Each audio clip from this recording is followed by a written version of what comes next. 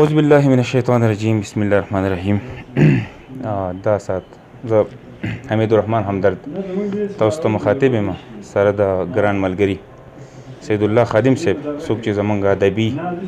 ملګری دی شاعر ادیب اثرنګار وغیره د دوی ځای به زه دا وګڼم چې هغه زمونږ تفریحګاه وه هغه زمونږ د سیل ځای و مونږ به هلته کې د سیل لپاره راتلو مونږ به د خپلې ساتیرۍ دپاره راتلو مونږ به د خادم صاحب یو دوه خوږو خبرو له راتلو روڼ تندي له به راتلو او نن که مونږ وګورو نو هغه ځای د سیند د چپو ښکار شوی دی او ډېره ناقابل برداشت وخت دی په دوی باندې مونږ ته چې کم احساس کېږي کم کیفیت کېږي نه زه نه پوهېږم چې دوی په دننه په زړه باندې به کم شور چلیږي کم غوغا به کم دغه به هغه شخصیت سره زه نن ناست یم د چا په زړه کې د چا په ضمیر کې چې الله تعالی دا د برداشت ماده یخې وه د فطرت کې او چې زه به په تا باندې دا قسم طغیاني راولم ستا کور به دړې وړې کېږي ستا دغه به مطلب دی چې د سیند د چپو ښکار کېږي د حوصلې د داسې یو دروند غر سره زه داسې دا وخت ناست یم زه به د هغوی موقف اورم د هغوی د زړه خبرې به زه نن جبې له راولم چې دوی دې حوالې سره څه ویل غواړي او آینده د دوی صلاح عمل دی حکومت ته څه ویل غواړي خادم صاحب السلام علیکم وعلیکم السلام څنګه الله جي خیر دی جی خبر شوم چې تاسو کور د سیند په چپو کې لهو شوی دی تلی دی او ډېر په محنت باندې تاسو جوړ کړی ډېره خواري به ورسره کړې وه بله خبر دا چې دا د سیند حدود هم نه و دا سیند خو 100 میټر به تقریبا دغه نه سیوا دې خوا راغلی دی نو زه خو ما خو په دې کې عقل کار نه کوي تاسو دې حوالې سره څه وایي بسم الله الرحمن الرحیم ډیره زیاته مننه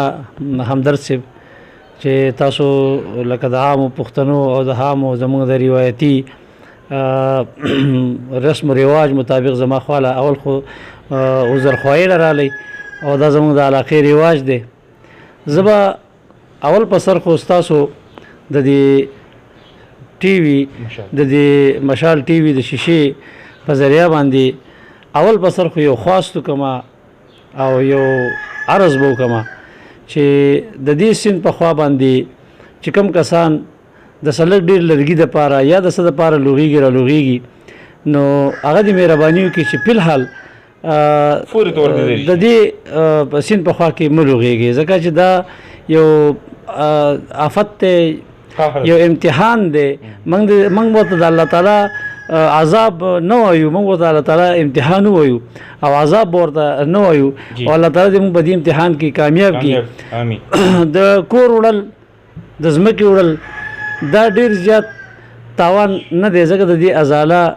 په یو شکل نه په بل شکل کېږي خو یو د انسان ساک لاړ شي او په دې کې پاس شي نو نن ماته د دې هر څه باوجود یو نوی درد د یو زلمی هلک عبدالکبیر چې د عبدالرحمن زوی دی او دلته کې هغه په جاله کې لرګي وړل او هغه په دې سیند کې لاهو شو او د هغه ساه لاړ نو موږ ته داسې یو عبدالکبیر غوندې کس او یا داسې ښایسته ځوان موږ ته په لاس بل نه راځي کور دی که دلته ویوړی شو نو الله پاک ماله بل ځای کې کور راکړي زه په خپله زندګۍ دلته خوشحاله یم د بچي په زندګۍ خوشحاله یم چې موږ روغ راغلي یو او زه د خپلو یارانو دوستانو سره بیا هم هغه شانتې ناست یم دا د الله تعالی دنیا ده او الله تعالی به زموږ بیا ثواب کوي داسې زما په زړه کې یو انتهایي د دې خبرې متعلق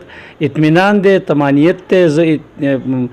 زما ایمان دی چې الله پاک به د دې نه موږ له ډېر ښه څه راکړي خو ژوند مه خرابوئ کم از کم په دې حالاتو کې خپله زندګي مه تباه کوئ بل هغه خلکو ته تکلیف په خفګان په کار دی چې د هغې مکمل کورونه مړی شي دي اولاد یې مړی شوی دی غمونه ورته هم راپېښ شوي دي نو موږ ته په ځان باندې دې کې انکار نشي کېدی چې زه دې په ځان باندې خفه نه یم دا ټول خلک پې خفه دي خو بهرحال زه د الله تعالی نه ډېر پر امید یم او زما په زړه کې اطمینان دی او خوشحاله یم مطمئن یم زما به الله پاک ثواب وکړي انشاءالله خورینو کورونه دي چې هغه یتیمانان هم دي نو د هغې هغه کور یې وړی دی بیا هغوی مکمل وړی دی مخې ته ورسره چې څومره ځمکه هغه یې وړې ده بیا د هغې کور نه دېخوا د ډاکټر انعام الله او د عرفان الله زما د تره زامن دي د هغې کورونه هم ډیمیج شوي دي هغه دغه شوي دي حصې راتاوي شوي سب لږې پاتې خو دا کورونه د اوسېدو قابل نه دي یو صوبایي حکومت یا مرکزي حکومت به د خپل د دې دومره دغه باوجود د دې چې خپله به ډېر لوی بوج دی د سکلونو نه او د عذابونو سره مخ دی خو دا د دنیا په سطحه باندې که کم ملکونه په سهولت کې او په هغې ته حالات برابري او هغې د نورو برادرانه کومه دغه چې ده د ورورولۍ د بین الاقوامي برادري چې کومه ده د هغې تحت کم یو د دې دغه کولی شي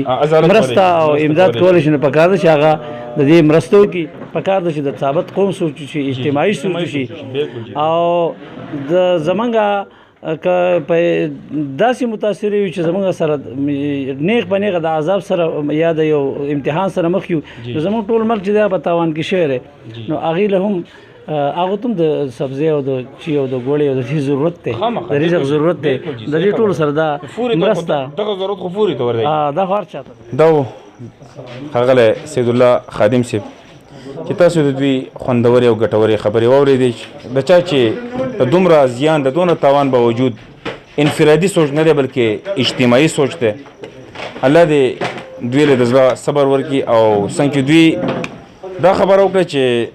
دا مرسته دا په بین الاقوامي طور اوس پکار ده ولې چې تمام پاکستان د اوبو په لپیټ کې دی نو که دا مرسته فرض کړه په